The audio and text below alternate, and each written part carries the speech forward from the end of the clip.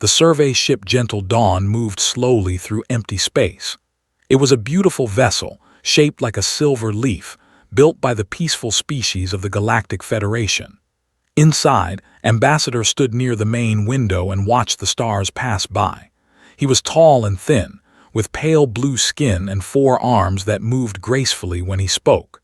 His people, were known for their calm nature and love of diplomacy. "Ambassador, we are approaching an unexplored solar system," said the ships. She was covered in soft green scales and had large dark eyes that could see in almost complete darkness.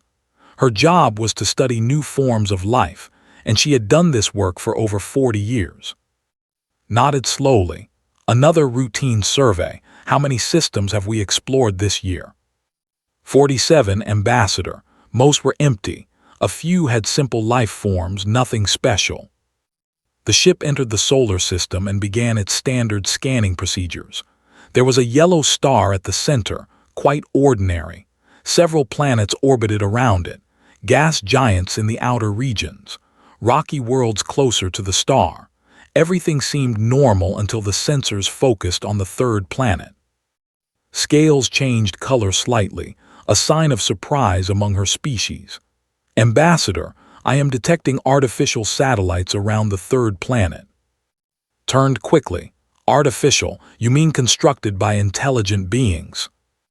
"Yes, thousands of them. There is also evidence of radio signals, city lights on the dark side of the planet, and chemical signatures of industrial activity." His voice carried excitement. "There is a sapient species here. They have developed technology." This was wonderful news. The Galactic Federation always welcomed new species into its family of civilizations, felt genuine happiness at the discovery. Another people to share knowledge with, to trade with, to learn from. "Begin full planetary classification," he ordered. "We need to understand their world before we make contact." Activated the deep scanning systems.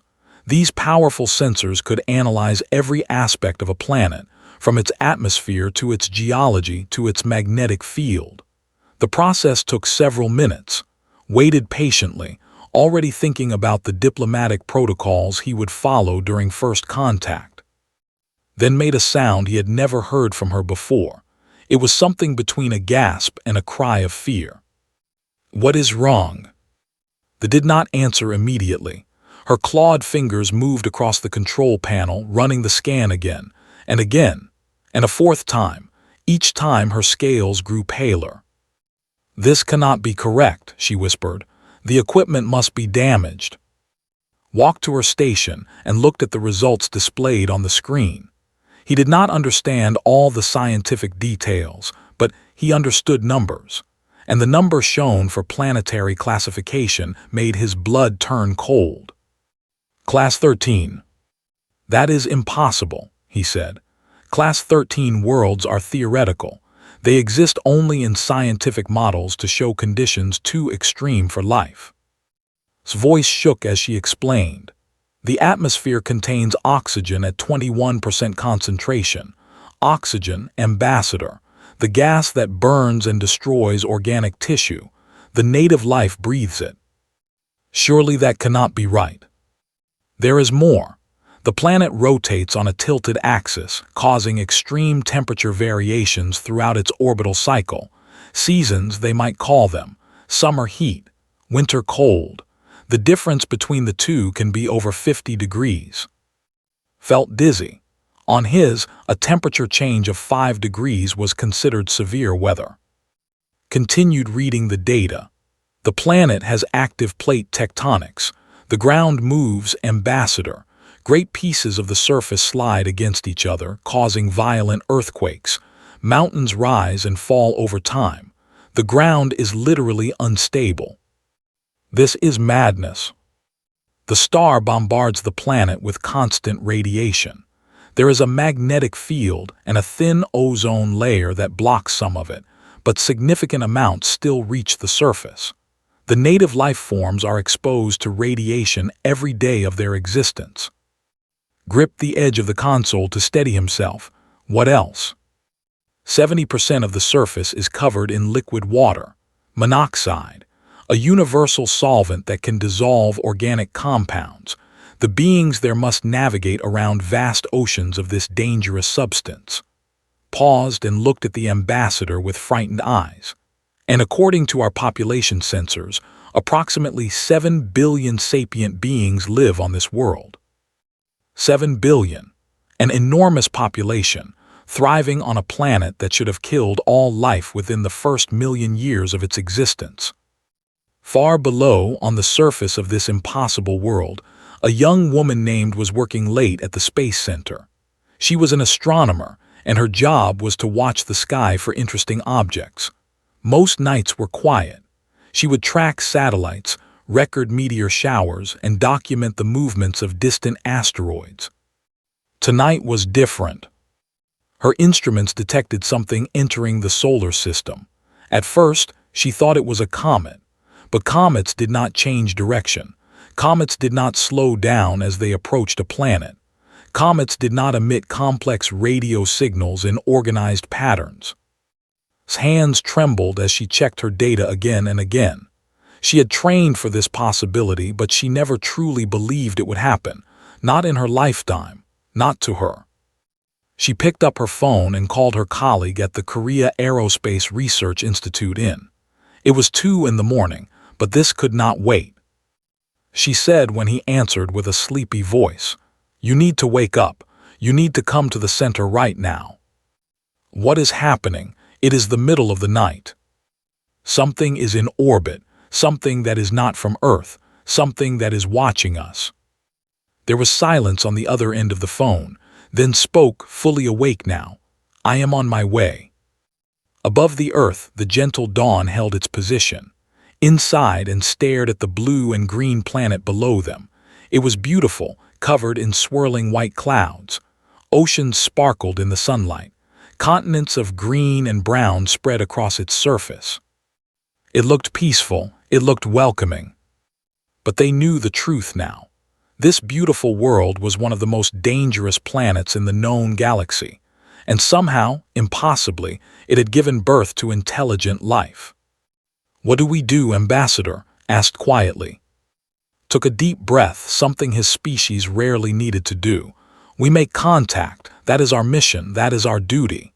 He paused and looked at the planet again. "But we will be very, very careful." Below them, watched the strange light in the sky, and wondered if the universe would ever be the same again. It would not. 3 weeks had passed since the alien ship appeared above Earth. The world had changed completely. Governments revealed their secret knowledge. Scientists worked day and night.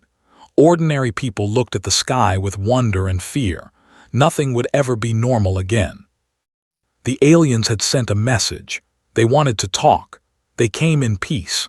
They represented something called the Galactic Federation, a union of thousands of civilizations spread across the stars.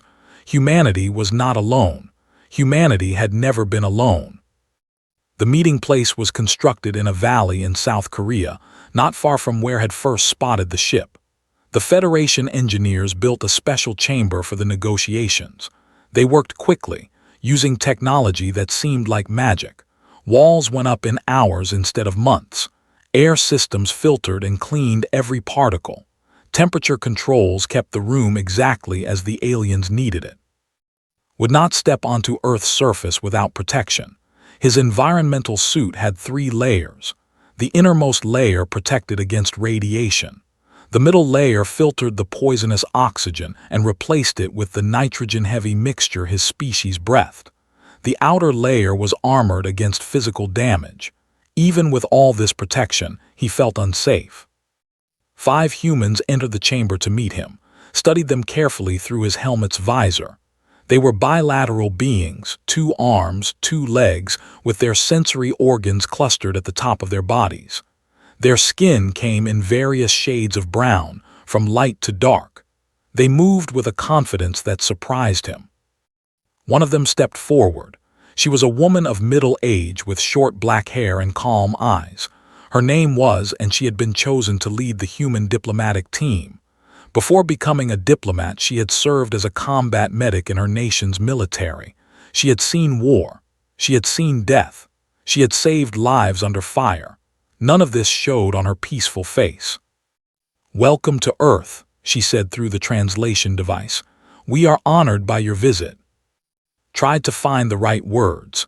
He had practiced many greetings, many diplomatic phrases, but standing before these beings, knowing what their world was like, all his preparations seemed foolish. Only one question filled his mind. "How are you alive?" The human delegation exchanged confused looks. A man named stepped forward. He was an evolutionary biologist, selected for this meeting because of his knowledge of Earth's life. "I do not understand the question," said politely. Spread his forearms in a gesture of bewilderment. "Your planet, we have classified it, Class 13 on the Galactic Habitability Index. This classification is meant to describe worlds where complex life is impossible. Yet here you stand, intelligent, civilized, thriving. How?" Smiled at this. He did not know that his smile, displaying the hard white bones humans used to tear and crush food, made step backward in alarm. "Perhaps you could explain what makes our world so unusual," suggested. "From our perspective, Earth is simply home." What followed was the longest meeting in human history. For 5 hours, presented data about Earth while the human scientists listened with growing amazement. They had never considered that their planet was extreme. They had never imagined that other worlds might be gentler. Showed them charts comparing Earth's atmosphere to typical inhabited worlds. Most sapient species breathed nitrogen with small amounts of carbon dioxide. Oxygen was a waste gas, a poison, something to be avoided. Yet humans breathed it constantly. Their bodies had evolved to use it for energy, turning a deadly substance into fuel for life. "Your red blood cells carry oxygen throughout your body," explained, her voice filled with scientific wonder. "This is like carrying fire inside yourselves. One spark in the wrong place and the damage could be severe." Nodded calmly. "Yes, we call that oxidative stress. It damages our cells over time. It is one reason why we age and eventually die." Every Federation member in the room went silent at this casual admission. Moved on to discuss Earth's relationship with its star. The sun produced enormous amounts of radiation. Humans had evolved to not only survive this radiation but to need it. Their skin produced essential vitamins when exposed to sunlight. Without this radiation, they became sick. "You require poison to breathe and radiation to be healthy," said slowly. "Your bodies are designed for conditions that would kill my species in minutes." Tried to help the aliens understand. Evolution shaped us over millions of years.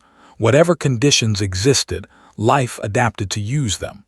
Oxygen was originally toxic to early Earth life too, but some organisms learned to use it, and they became stronger than those that could not. The discussion turned to human healing abilities. Casually mentioned that she had been shot twice during her military service. Asked what she meant. When she explained that metal projectiles had entered her body, damaged her organs, and that doctors had removed them and she had recovered, the ambassador requested a break. He needed time in his ship's calming chamber. The humans waited patiently.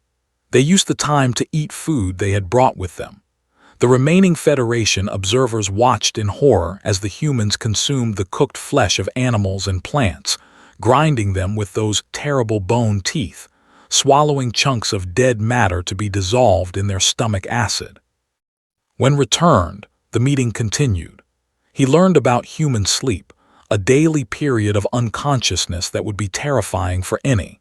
He learned about diseases, how microscopic organisms constantly tried to invade and destroy human bodies, and how human immune systems fought wars inside themselves every day.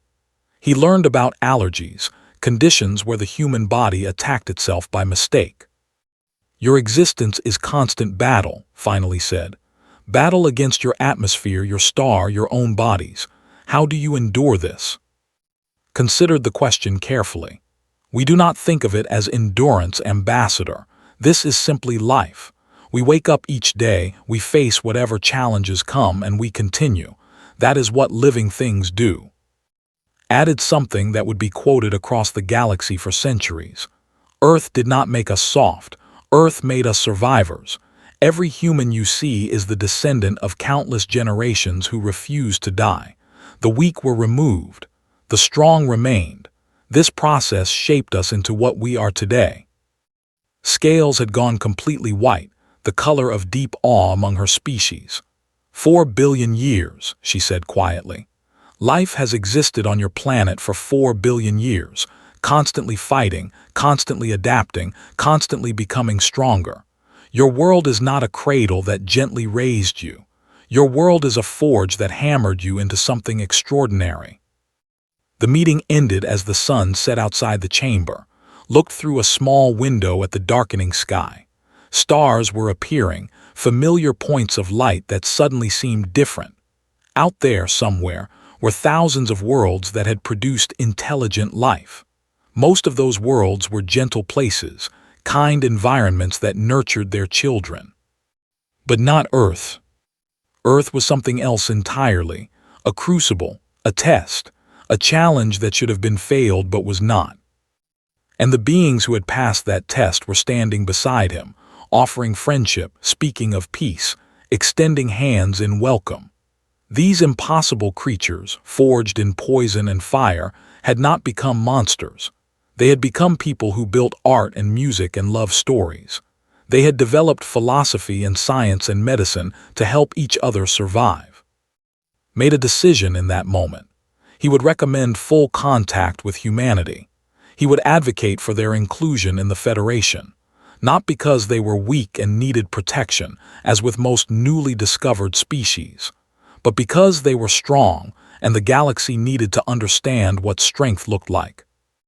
As he returned to his ship, took one last look at Earth, beautiful, deadly, impossible.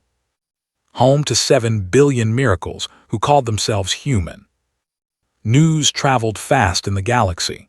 Within one standard month, every civilized world knew about Earth. Every species had heard the stories. Every government debated what this discovery meant. The reports seemed impossible. A Class 13, 7 billion inhabitants. Technology advancing rapidly. A species that breathed poison, ate dead flesh, and healed from wounds that would kill most galactic citizens. The more information spread, the more the galaxy worried. On the capital world of, the Galactic Council called an emergency meeting. This rarely happened. The last emergency session had occurred 200 years ago, when a rogue asteroid threatened a populated system. Now, representatives from hundreds of species gathered in the Great Assembly Hall to discuss a single planet. The hall was enormous, a dome of crystal that showed the stars above. Floating platforms held delegates from every corner of known space. Some breathed gases, some lived in water, some existed as pure energy, communicating through light patterns. All of them focused on the holographic image rotating at the center of the chamber. Earth blue and green and white, innocent-looking, terrifying. I spoke first. He was an insect-like being with a hard shell and compound eyes that saw in all directions. His species valued order and safety above all things. "We must discuss the threat," said, his voice clicking through translation devices. "This species evolved on a world of death. They have spent their entire existence fighting to survive. What happens when they gain access to galactic technology? What happens when they build warships?" Murmurs spread through the assembly. Many delegates nodded in agreement. Fear was easy to share. "They must be contained," continued.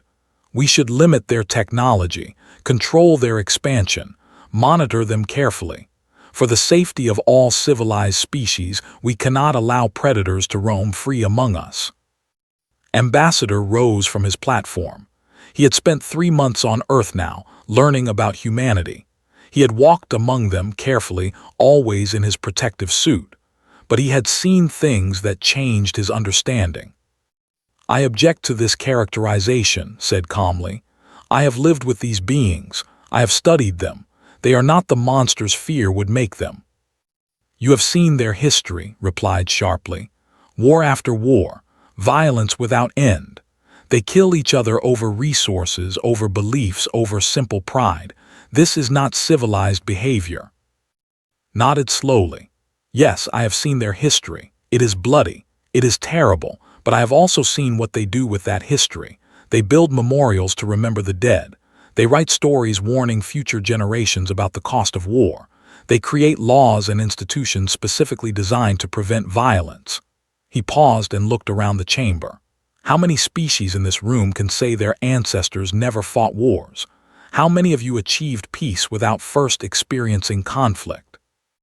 The silence was telling. Every species had dark chapters in their past. The difference was that most had forgotten them over millions of years of peaceful existence. Humans remember their wars because they are still close to them, continued. They are young, but they are learning, and they are choosing peace when they could choose conquest. That choice deserves our respect. The debate continued for hours. Meanwhile, on Earth, humanity was having its own discussions. Had become famous. The astronomer who first spotted the aliens now gave lectures at universities around the world. She stood before packed auditoriums, explaining what she had learned about the galaxy and humanity's place in it. We thought we were ordinary, she told a crowd in Seoul. We looked at the stars and imagined aliens would be similar to us, perhaps a little different in shape, but basically the same kind of life. We were wrong. She showed images from Federation databases. Worlds with stable temperatures, no seasons, no earthquakes. Atmospheres of gentle gases that nourished instead of burned.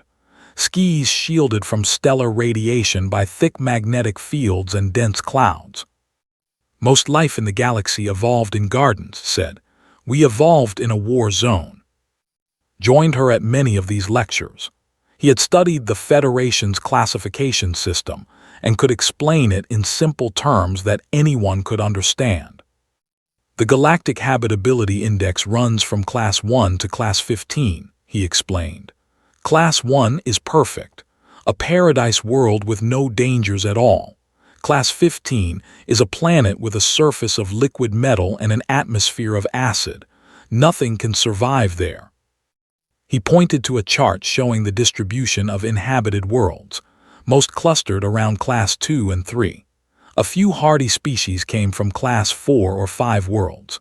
The previous record for a sapient was Class 7, held by a species of rock dwellers who lived underground to escape their world's harsh surface. Earth is Class 13, said.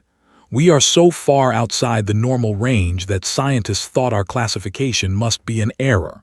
They checked 5 times before accepting the results. In the audience, people sat in stunned silence. Many had never thought about how dangerous their world actually was. Earthquakes, hurricanes, volcanic eruptions, predators, diseases, temperature extremes, radiation, drowning risks, the constant presence of poison in every breath they took. These were just facts of life on Earth. Now they understood that these facts were extraordinary. Spoke at the United Nations, addressing representatives from every human nation. She had been appointed as Earth's primary liaison to the Galactic Federation, a position that did not exist 6 months ago. The galaxy is watching us, she said. Many of them are afraid. They look at our world, our history, our biology, and they see danger. They imagine we will become conquerors, spreading across the stars with violence and aggression. She paused and looked around the assembly. Presidents and prime ministers, kings and elected officials, all listening carefully. We must prove them wrong, not because we are weak, but because we are strong enough to choose peace. Our world made us survivors. It gave us strength and resilience that other species cannot match. But strength without wisdom is just destruction. We must show the galaxy that we understand this. Her speech was broadcast worldwide. Billions of people watched. Most agreed with her message. A few did not. Some voices argued that humanity should use its advantages, should expand quickly, should claim territory before the galaxy could react. but those voices remained small. The majority of humanity looked at the stars and saw not conquest but connection. They saw the chance to learn from thousands of civilizations, to share knowledge, to become part of something larger than themselves. The Galactic Council reached a decision. Earth would not be contained. Humanity would be allowed to develop at their own pace, with Federation observers monitoring their progress. They would be given limited access to galactic technology, enough to join the community but not enough to threaten it. It was a compromise. Some thought it was too generous, others thought it was too restrictive, but it was a beginning. Ambassador sent a message with the news. She read it in her small office, surrounded by stacks of documents and diplomatic briefings. A smile crossed her face. They had passed the first test. The galaxy had chosen to give humanity a chance. Now humanity had to prove they deserved it. 3 years after first contact, the galaxy faced its greatest threat. The Void Swarm had returned. Every civilization knew the stories. Every child learned the warnings. The Void Swarm was not an army or a nation. It was a force of nature, a semi-organic catastrophe that emerged from the darkness between galaxies. No one knew where it came from. No one knew what it wanted. It simply consumed.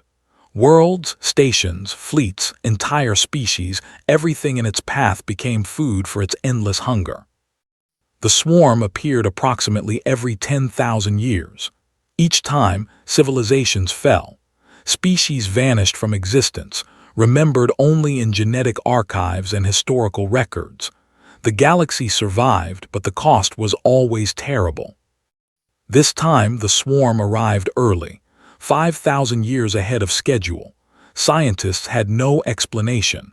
Politicians had no response. Military commanders looked at their projections and saw only defeat.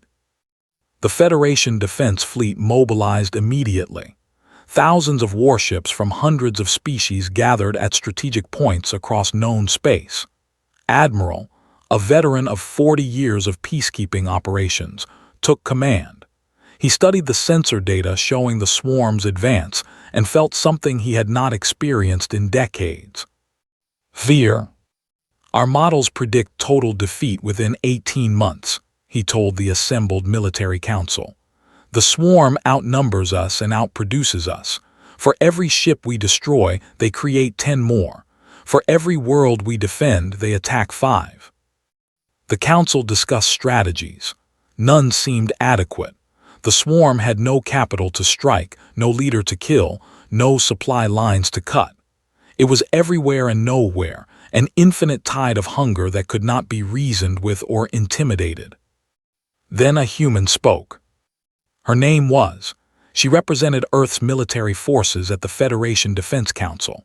She was young by galactic standards, only 42 years old, but she had spent her entire adult life studying warfare.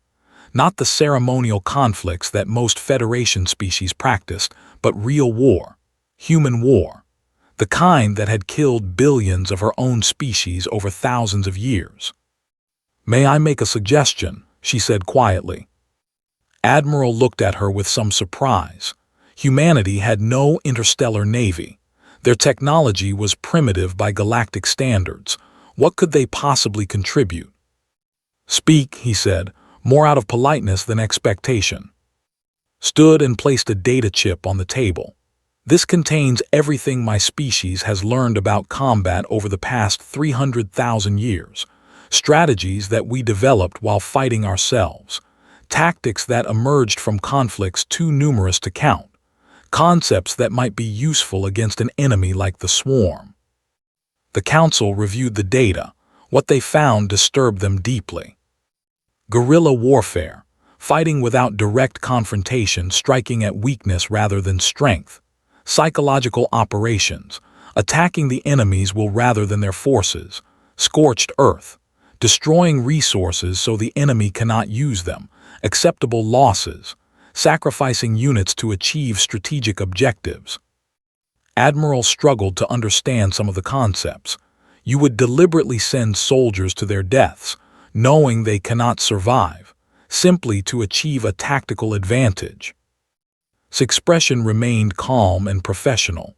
Yes, if it saves more lives than it costs, we accept the sacrifice.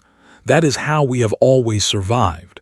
When the alternative is extinction, no price is too high. The Admiral stared at her for a long moment. On his world, soldiers were precious. Wars were fought carefully, with minimal casualties on both sides. The idea of deliberately expending lives was almost incomprehensible. But the Swarm did not fight carefully. The Swarm did not limit casualties. The Swarm consumed everything.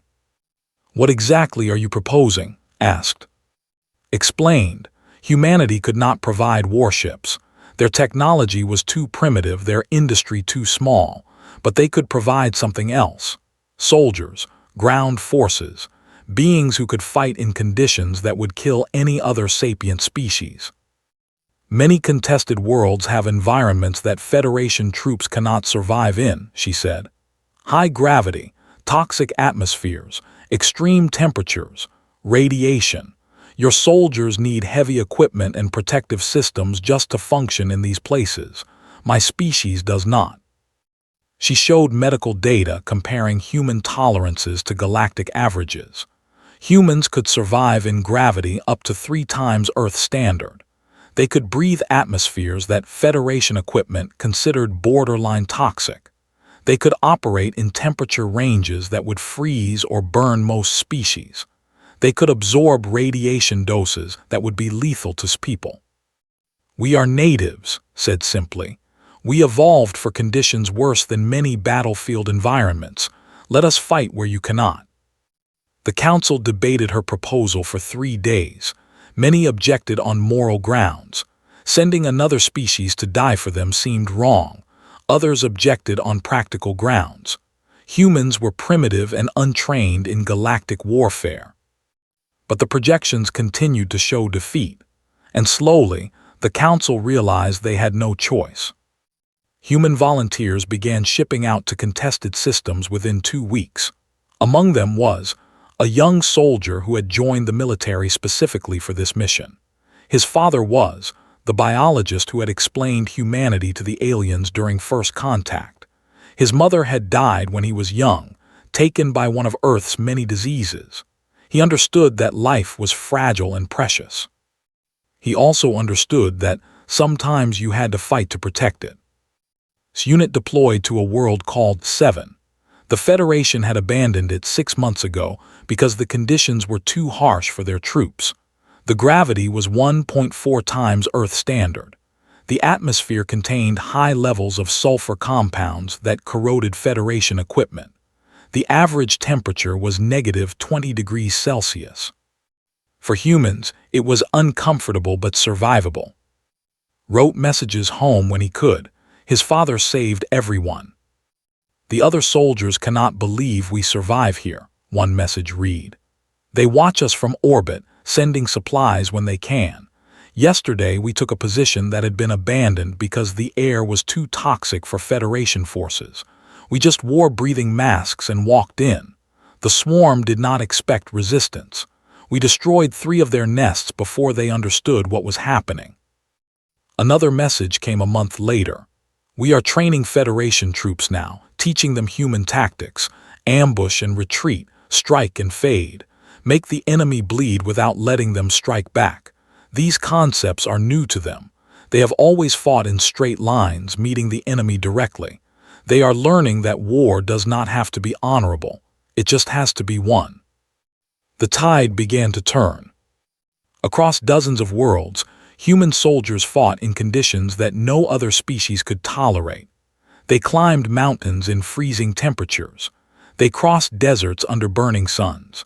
They waded through swamps of toxic water and breathed air that smelled of poison. And they won, not always, not without cost. Many humans died, their names added to memorials that grew longer each day, but they kept fighting. The Swarm had never encountered prey like this before. Prey that did not run. Prey that adapted and learned and came back stronger after every defeat. Prey that seemed designed for conflict, forged in a crucible of competition and survival that made them perfect warriors. For the first time in recorded history, the void swarm was stopped. Then it was pushed back. Admiral watched the updated projections and felt something he had not expected to feel again. Hoping. The war against the void swarm lasted 6 years. It was the longest and bloodiest conflict in galactic history. When it finally ended, the survivors counted their losses and tried to understand what had happened. 12 worlds had been completely destroyed, their surfaces stripped bare by the swarm's hunger. Trillions of beings had died. Entire species existed now only in genetic archives, their civilizations erased forever. The damage would take centuries to repair. But the Federation survived.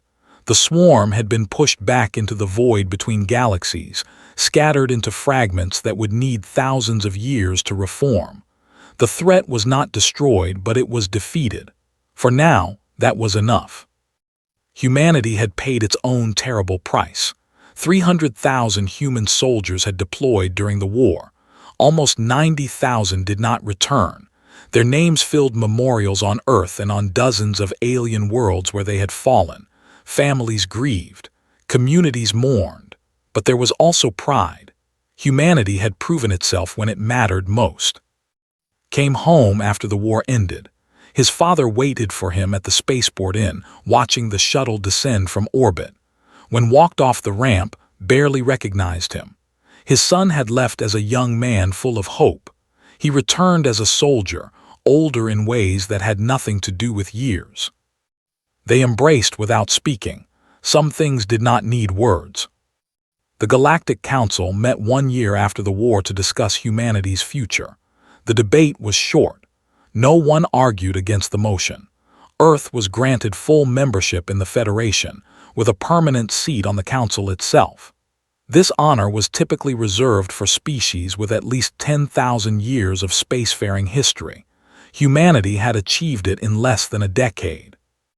Accepted the membership on behalf of Earth. She was old now, her hair white and her face lined with age. But her eyes were still sharp, her mind still clear.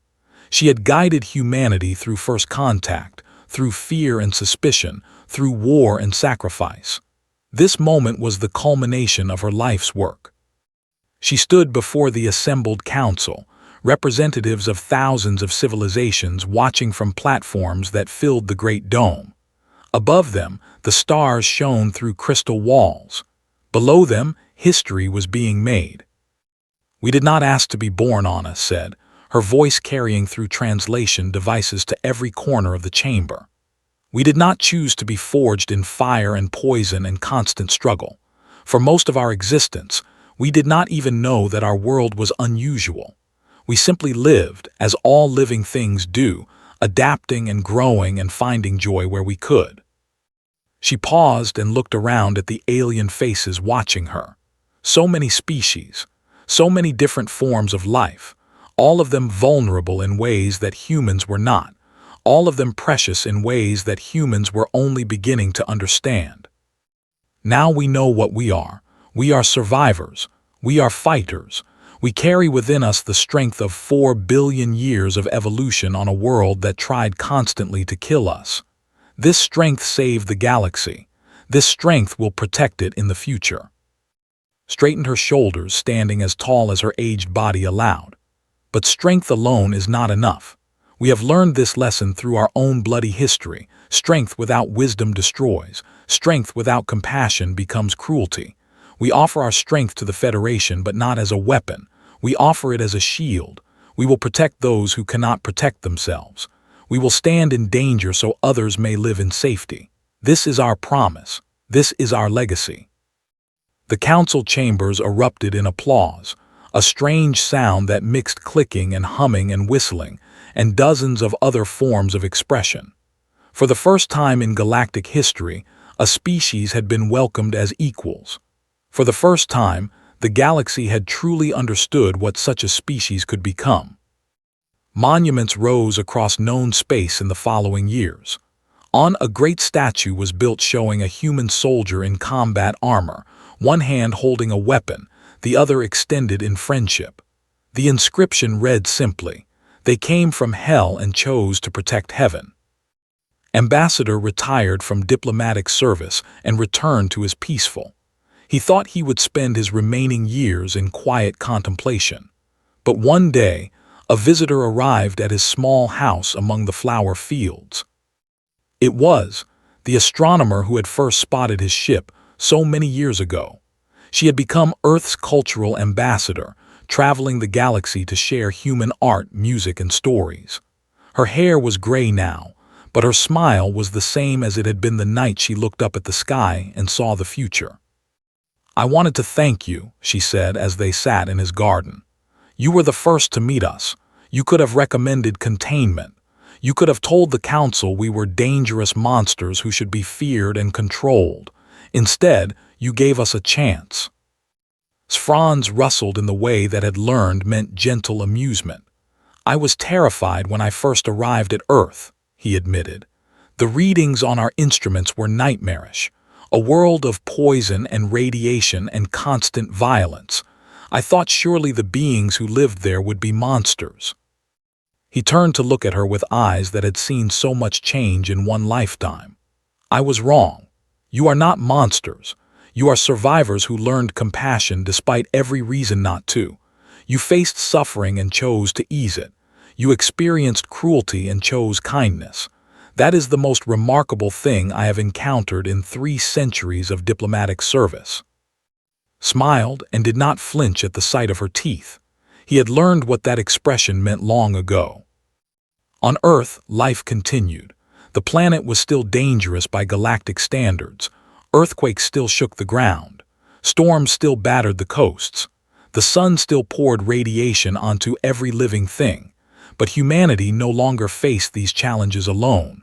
Technology from 1,000 worlds helped them build stronger, safer, better lives. His granddaughter grew up in this new world. She was 10 years old and full of questions about everything. On clear nights, she liked to lie in the grass behind her grandmother's house and watch the ships passing overhead. Vessels from across the galaxy, carrying goods and people and ideas between the stars. "Grandmother," she asked one evening, "do you think there are other out there, other species like us?" Considered the question carefully. She was very old now, her body failing even as her mind remained sharp. But she still enjoyed these moments with her granddaughter, passing knowledge to the next generation as had always been done. "Maybe," she said. "The universe is vast. We have explored only a small part of it. There could be other worlds like ours, other species forged in impossible conditions. We have not found them yet, but that does not mean they do not exist." Nodded seriously, thinking about this. "If there are," she said finally, "I hope we find them. No one should be alone." Reached over and took her granddaughter's hand. Above them the stars shone down, bright and cold and full of possibility. Somewhere out there, the void swarm drifted in the darkness, slowly rebuilding. Somewhere out there, other dangers waited to be discovered. The universe was not a safe place. But humanity had never needed safety. They had needed challenge. They had needed struggle. They had needed something to overcome. And now they had found it, not in war or conquest, but in connection, in building bridges across the vast emptiness between stars, in protecting those who could not protect themselves, in proving that strength and compassion could exist together. Earth was still humans were still survivors of an impossible crucible, but they had chosen what kind of survivors they would be. They had chosen to protect heaven. And the galaxy would never be the same.